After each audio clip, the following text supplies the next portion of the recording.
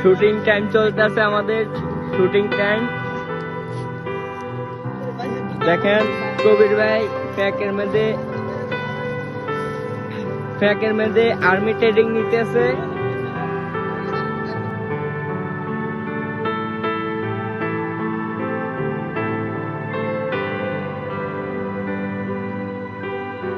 ভাই কি হয়েছে আমগো অবস্থা ভিডিও বানানোর, একদম সন্ধ্যার অল্প একটু আগে শীতের ভিতরেও শুট করার জন্য দেখেন কি অবস্থা করছি।